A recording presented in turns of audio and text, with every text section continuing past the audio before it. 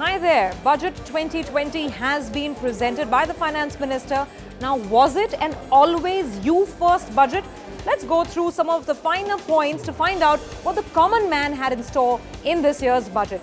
Number one, the super rich will have to pay more taxes. That's perhaps the biggest headline, the biggest takeaway from the budget. I'll quickly run you through the change rates, and there is a substantial increase.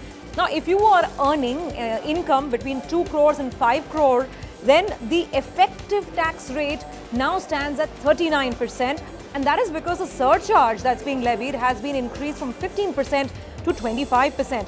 That's not all. If you're even richer, if you are earning 5 crores in a year, then the surcharge rate goes up from 15% to 37%, meaning that your effective tax rate is as high as 42.7%. So those are some serious increases that are coming through on the income tax side for the super rich. Let's move to the second point. There is a buyback tax of 20% that has been introduced on listed companies. First, this buyback tax was only applicable to privately held or unlisted companies. Now they've bought the listed universe at par. Experts say that it's not entirely cumbersome. It's basically bringing in parity between the dividend distribution tax and the way buybacks are being taxed. Now, both of these instruments will be taxed equally at 20%. So when it comes to capital allocation for a company, when a company wants to decide how it plans to reward its shareholders, at least taxation should not be the defining or the deciding factor. Let's move to the third point then. There is an additional interest deduction of 1.5 lakh rupees if you are going to buy an affordable house.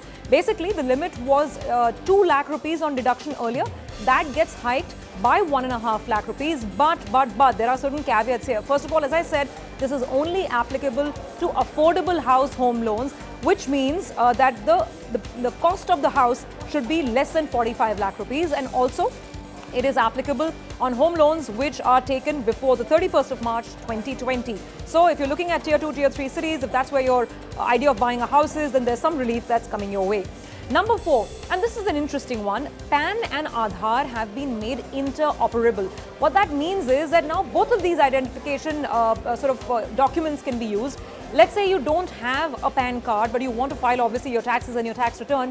Just quote your Aadhaar number and that will work quite fine. So that's a good takeaway that's come through. Number 5, yes, all the motorists out there, get ready to shell out more for fuel, because what has happened is that the additional excise duty on both petrol and diesel, that's been increased by 1 rupee, and the highway and road cess, that has also been increased by 1 rupee. So effectively, there's a 2 rupee increase on the price of petrol and diesel. So it's going to pinch a little bit for sure. Let's come to number 6. And this is a really interesting one. There is a concept of pre-filled tax returns that the government is looking at introducing. How does this work? Basically, the government anyway has all our details. Our employers file, the details with respect to the tax deducted at source. Banks file details on the tax they're deducting on the interest that we earn. Similarly, the KYC norms of mutual funds, they have all our data. So the government is going to be collecting all this, putting it in your tax return, and then simply asking you, this is the tax computation, do you agree, disagree? If you agree, just digitally sign it and done. So we don't need to manually fill and file our own tax returns. That's a very interesting one.